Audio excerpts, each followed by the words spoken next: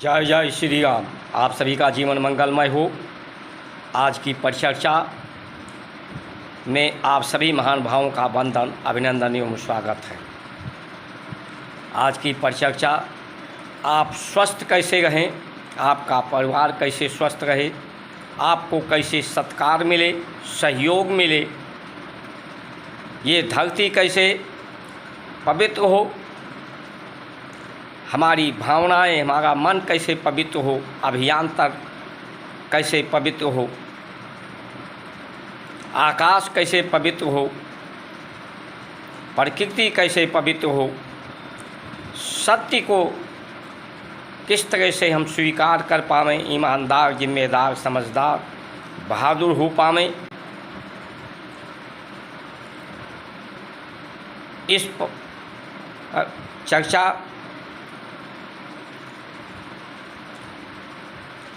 पूर्ण स्वस्थ आप सत्य को स्वीकार करके पवित्रता और प्रेम निरंतर आपको प्राप्त सिर्फ भारत की संस्कार संस्कृति, सनातन धर्म की परंपराओं से ही सभी समस्याओं का समाधान संभव है। इसलिए इस महान संस्कार संस्कृति के लिए, अपनी स्वस्थता के लिए, परिवार की स्वस्थता के लिए, भारत विश्व की स्वस्थता के लिए, शांति के लिए, इस संचार क्रांति जन जागृति अभियान में अधिक से अधिक पुरुषार्थ करके परमात्मा की कृपा प्राप्त करने के लिए अधिक से अधिक सब्सक्राइब, लाइक, शेयर, फॉलो करने की, सहयोग प्रदान करने की कृपा करें। भारत की जो संस्कार संस्कृति है, सच बराबर तप नहीं कि झूठ बराबर पाप, जाके हृदय साँच है ताके हृदय आप। ये सच को स्वीकार करने के लिए हम दूसरे का परिचय जानना चाहते हैं, जानने की उत्सुकता रहती है। दूसरे का परिचय, संसार का परिचय, तत्वों का परिचय करना में तत्पर रहते हैं, लेकिन अपनी पहचान नहीं कर पाते कि मैं कौन हूँ, क्यों हूँ, किस लिए हूँ। हमारा जो परंपराएं हैं इसी पर आधारित है। मैं को जानने के लिए कि मैं कौन हूँ, मैं जान जाओगे, आत्मज्ञान हो जाएगा, आत्म अनुभूति हो जाएगी, तो संसार से भी सहानुभूति हो जाएगी। आत्मबल प्रदान हो जाएगा तो बलवान हो जाओगे, बहादुर हो जाओगे। आत्मशक्ति प्रदान होगी तो शक्तिशाली हो जाओगे। अपना सम्मान स्वयं करोगे, किसी से सम्मान की उपेक्षा नहीं करोगे, क्योंकि जब उपेक्षा करता है कोई तो उसे अपेक्षा ही मिलती है।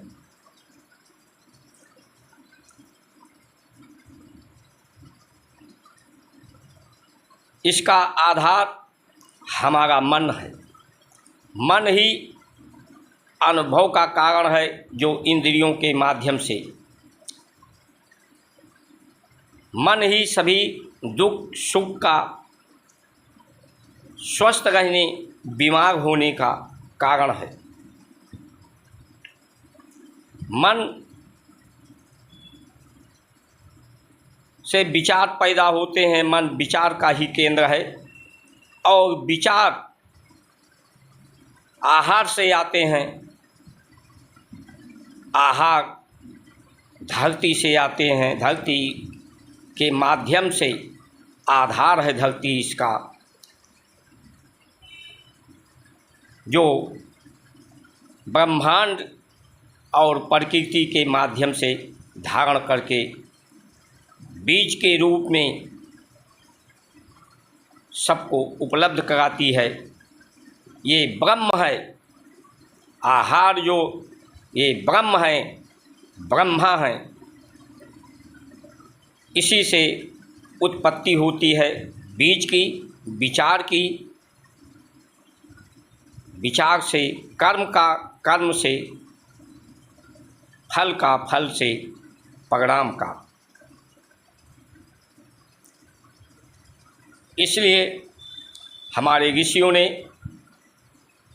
प्रकृति को पवित्र करने के लिए यज्ञ परंपराओं का प्रावधान किया कि हमारा प्रकृति पवित्र हो, प्राण पवित्र हो, धरती पवित्र हो,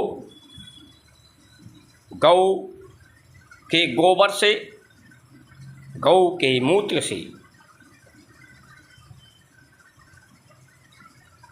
आज जो बाढ़ की स्थिति है, इतना जल है, अभी बरसात की शुरुआत ही हुई है, जलमग्न होता जा रहा है सब तरह। सरकार की विकास की परीक्षाएं हो रही हैं, इसके शिष्टाचार भ्रष्टाचार उजागर हो रहे हैं, विकास के पुल, विकास के व्यवस्था बह रही है। लोगों की एक तरह से जो उपाय है, श्रम है, धन है, वो बह रहा है, निरर्थक हो रहा है। अभी गर्मी में आग बरस रहा था, अब जल आग से लोग गर्मी से परेशान थे, अब जल से परेशान हैं। आने वाले समय में ठंडी आएगी तो भयंकर ठंडी होगी, जो खून को जमा देने वाली होगी, उससे लोग परेशान होंगे। ये दैविक ताप है, रोग बीमारियों से ग्रस्त होते जा रहे हैं, ये दैहिक ताप है। अर्थ की कमी लोगों में होती जा रही है, ये भौतिक दुख है। इसलिए कहा जा सकता है कि आज दैहिक, दैविक, भौतिक तीनों दुखों से ये धरती और ये सृष्टि, प्रकृति ग्रसित होती जा रही है।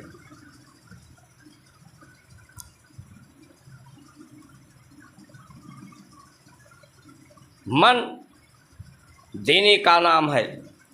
राम ने जब लंका में सीता माँ थी, उन्होंने कहा कि मुझे भूल गए हैं, तो यही कहा कि जब मन मेरा तुम्हारे पास है, तुम्हारा मन मेरे पास है, तो कैसे भूल गए हैं। इसलिए मन, हमारे संस्कार संस्कृति में मन को एक दूसरे को अर्पित किया जाता है। जो प्यारा है, प्रेम है, प्रिय है, परमात्मा है, का स्वरूप है, उसे मन देने और लेने का हमारे यहाँ परंपराएं हैं। जब मन आपके पास नहीं, दूसरे के पास, दूसरे का मन आपके पास होगा, तो मनमानी नहीं होगी, दूसरे के मन के प्रसन्नता के लिए, पवित्रता के लिए काम होगा। हमारे यहाँ फलाहार की व्यवस्था थी। फलाहार में फल और दूध आता है, जिससे पाचन क्रिया पवित्र होती है। सबसे ज़्यादा प्रदूषण मनुष्य के शरीर से होता है। वो आहार जो धरती से पैदा होता है, धरती का गुण है। बीज बोना, बीज का उत्पत्ति होना, बीज में गंध होता है, दुर्गंध होता है, क्योंकि उसमें सड़ने और गलने का गुण है उसमें। इसलिए हमारे ऋषियों ने उसे पवित्र करने, शोधन, परिष्कृत करने की बात कही है कि उसे भून दिया जाए, उबाल दिया जाए, अंकुरित कर दिया जाए, ताकि उसका दोष समाप्त हो जाए, दोष रहित हो जाए, दुर्गंध रहित हो जाए।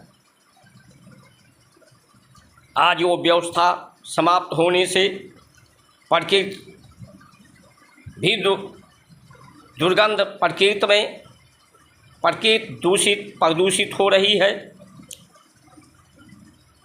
मनुष्य के आहार से जो निष्कासन होता है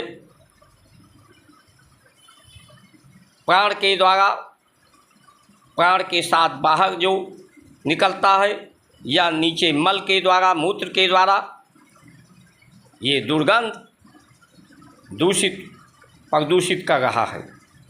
क्योंकि आज पवित्रता नहीं है। आज वो पवित्रता होती, शोधन, परिशोधन, परिष्कृत की व्यवस्था होती, तो आज ये जो जलमग्न धरती हो रही है, ये जल धरती के अंदर सोख जाता, इसे धरती धारण कर लेती, ये बाढ़ की स्थिति न होती। धरती धारण कर लेती तो इतनी गर्मी में ताप नहीं होता, संताप नहीं होता, इतनी ठंडी नहीं होती। ये सब कुछ आपके अनुकूलता में होता, मनुष्य और सृष्टि के।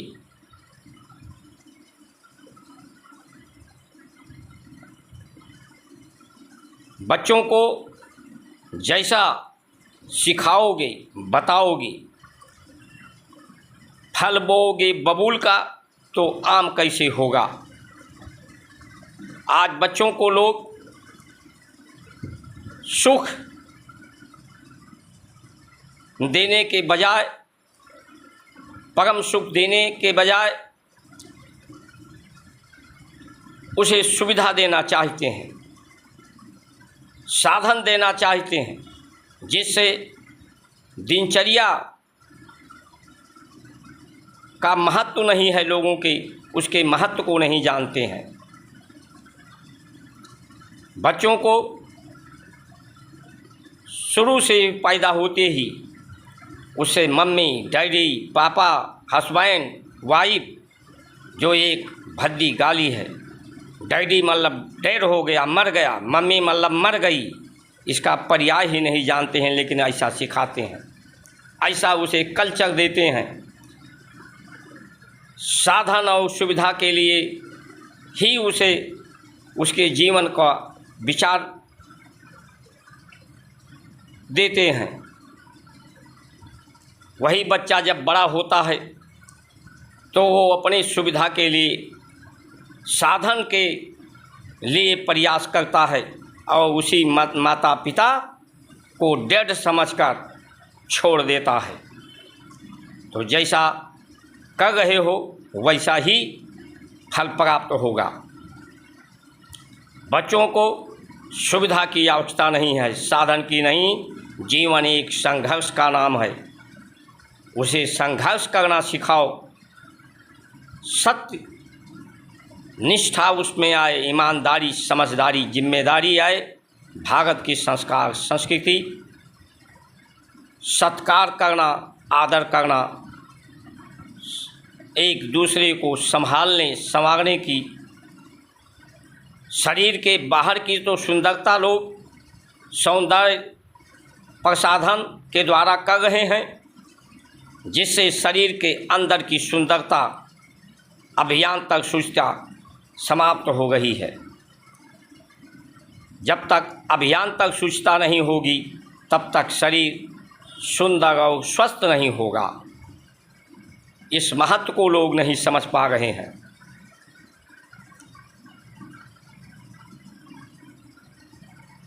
इसलिए जो भी आज की समस्याएं, भीड़ की का कारण ये विकास है, जो विकास का रेस है, दौड़ है, वो एक दूसरे को पीछे पिछाड़ने का, दूसरे को नीचे दबाने का, गिराने का, आगे निकलने का, अपने को महान बनाने का पद्धति चल पड़ी है। इसमें कैसे सबका साथ, सबका विश्वास हो सकता है? ये तो भारत की संस्कार संस्कृति से ही सबका साथ, सबका विश्वास हो सकता है। आज जो लोग ये बाढ़ की स्थिति हो, चाहे गर्मी की हो, चाहे ठंडी की हो, चाहे बीमारी, बेरोजगारी की, भ्रष्टाचार का हो, ये क्यों है? ये सिर्फ भारत की संस्कार संस्कृति का स्वीकार न करना है। अपने को जानना नहीं चाहते लोग। अपने जानने के जो उपाय हैं, गुरुकुल पद्धति, यज्ञ पद्धति, गौशालाएं, उस व्यवस्था को समाप्त करके, नहीं तो जब अपने को जान जाओगे उस उपासना, आराधना, साधना से, तो आप कुछ और नहीं, सच्चित आनंद जो पार ब्रह्म परमेश्वर है, उसी के साकार रूप हो। आपके चित्त में सत्य रहेगा, आनंद रहेगा, आप स्वस्थ रहोगे। ये भेदभाव, मतभेद, दोष और द्वेष नहीं रहेगा। इसलिए अपने को जानो, पहचानो और मानो। अपना परमात्मा को अपना बना लो, अपना साथी बना लो, संसार को अपना साथी संघाती बना पाओगे। ये व्यवस्थाएं आज की जो दोषारोपण की है, दोष इसमें वास्तविक किसी का नहीं है। ये दोष ये जन्म के कारण, सृष्टि के कारण है। क्योंकि एक ही माता पिता के कई संतानें होती हैं, तो उनमें रूप, रंग, शरीर के आकार, बौद्धिक, मानसिक क्षमताएं अलग अलग होती हैं। उनके त्वचा, आँख की रेटिना, हाथ की लिखावट, अंगूठे का निशान, विचार भिन्न भिन्न होते हैं। इनमें भिन्नता होती है, भेदभाव होता है, मतभेद होता है।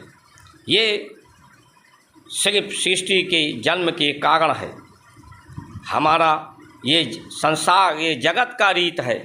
भारत की संस्कार संस्कृति जगत के गीत से ऊपर प्रेम की प्रीत है, प्रेम की रीत है। उन्नति का मार्ग है, प्रगति का मार्ग है, सन्मार्ग है। इसलिए ये भेदभाव कैसे आप समाप्त करोगे? मतभेद कैसे समाप्त करोगे? मन के दुखों को कैसे समाप्त करोगे? ये मन जब शरीर से प्राण निकल जाते हैं, तो इसे चिता पर लिटा देने पर या ज़मीन के नीचे गाड़ देने पर भी इसमें दुख नहीं होता, क्योंकि इसमें चेतना नहीं होती। इसे उस दुख तो होता है, उसे अनुभव करने की अनुभूति नहीं होती। जब मन आपका परमात्मा के पास, अपने प्रिय के पास होगा, तो आपको दुख नहीं होगा, मनमानी नहीं करेंगे आप। परमात्मा के तुल्य, प्रकृति के तुल्य, देवतुल्य हो जाएंगे।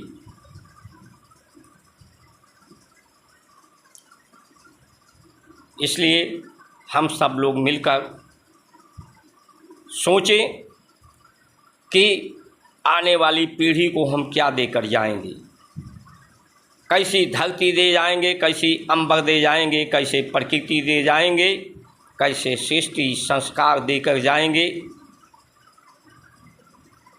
प्रदूषण और दोष और दूषित समाज देकर जाएंगे, जिनमें लोगों का जीना ही दूभर हो जाएगा।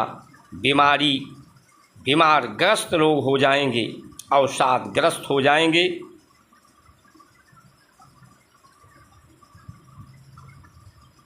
इसलिए सावधान हूँ, सचेत हूँ।